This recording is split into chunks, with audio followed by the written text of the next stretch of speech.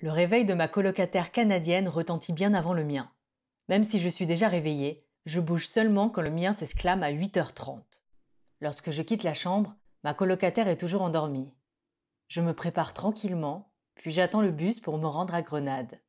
10h, 10h05, 10h10. Toujours pas de bus.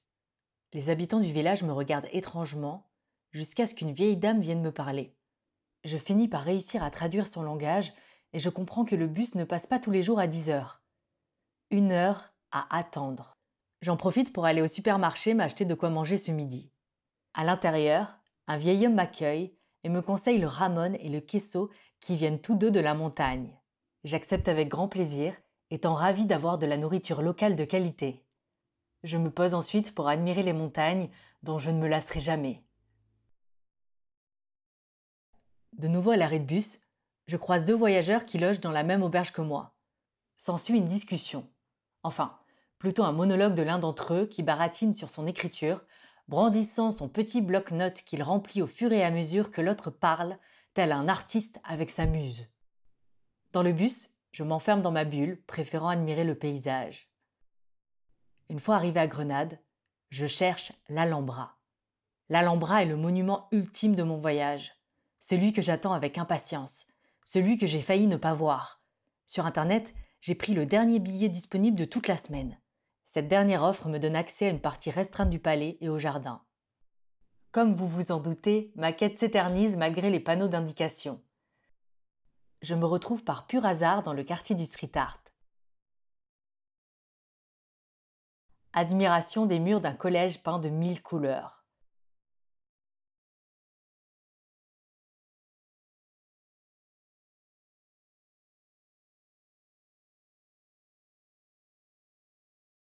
Certaines façades de maisons ou trottoirs me surprennent par des œuvres précises et profondes. J'entreprends un petit détour guidé par le nom d'une rue commençant par Mirador. En haut d'une côte raide, un cul-de-sac. Je redescends, dépité. Je continue ensuite, sans carte, certaine d'être dans la bonne direction. Plus j'avance, plus les rues deviennent vides et monotones. Je me permets alors de regarder mon portable et je me rends compte que je me dirige dans la direction opposée et qu'aucune rue transversale me permet de rejoindre la montée.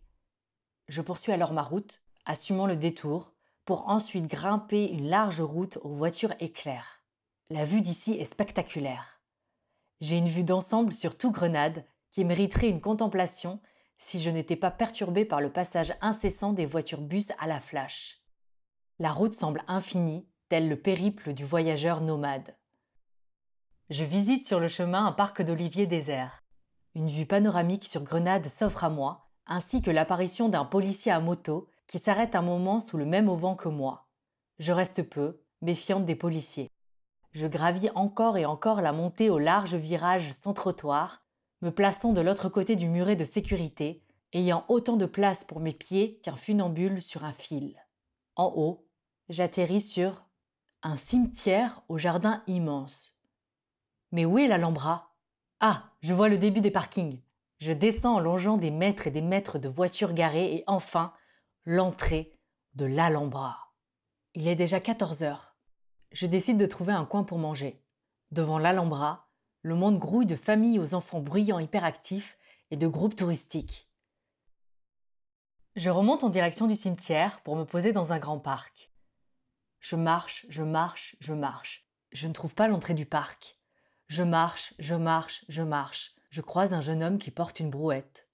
Aucune autre âme ne traverse ces contrées hostiles sous cette canicule.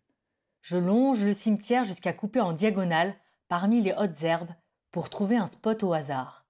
En haut de la colline, je me retrouve entouré d'arbres cramés, prenant racine sous une végétation savane et se déployant sous le regard de la montagne enneigée. Je m'assois pour profiter du paysage et du silence paisible de la nature. Je déguste mon empanadas aux épinards, mon pain noir saupoudré d'écrasures de cookies, accompagné du délicieux ramon et du queso acheté ce matin. Après une pause interférée par les insectes grignoteurs de mon repas et de mes jambes, je repars, de nouveau motivé. Une fois arrivé en bas, je me rends compte que je n'ai plus mon portable. Je grimpe la colline en courant, espérant le trouver au milieu des arbres morts. Je finis par le découvrir à moitié enterré dans la terre. Ouf. C'est bon, à moi, l'Alhambra. En avant, en avant pour l'Alhambra. C'est parti, parti, on va refronter les hautes herbes avec ces putains de plantes qui me font des boutons aux pieds et qui me piquent grave. Ah, aïe, aïe, aïe. L'Alhambra, des jardins à la française, aux mille roses, des arbustes taillés avec géométrie. L'Alcazar, une longue queue pour une visite unique de la carcasse d'un vieux château en pierre qui permet d'avoir une vue sur Grenade, tout aussi belle que celle que j'ai admirée auparavant.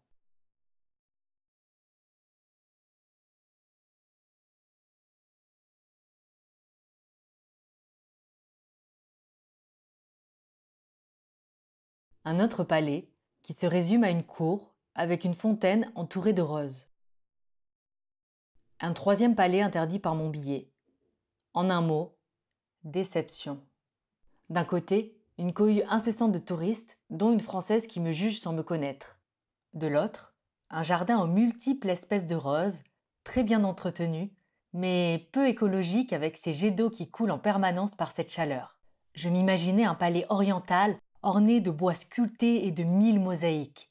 J'ai eu à la place de la pierre et un jardin carré. J'espère que le reste du jardin est différent. Je m'embarque dans une allée plus calme qui m'amène à un épouvantail. J'ai à peine le temps de le prendre en photo qu'un homme de la sécurité me demande de quitter cette zone interdite aux visiteurs. C'est tout? Le jardin est déjà fini? Je quitte l'Alhambra, frustré.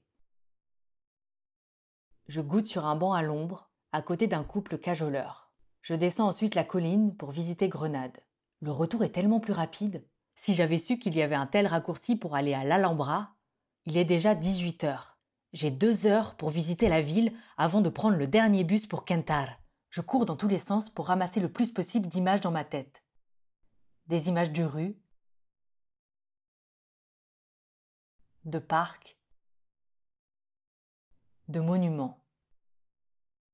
Tous fermés. Eh oui, tout ferme à 18 heures.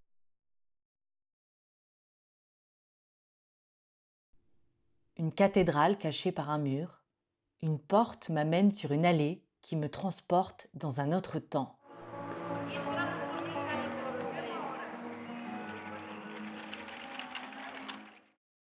Dernière course pour ne pas rater mon bus.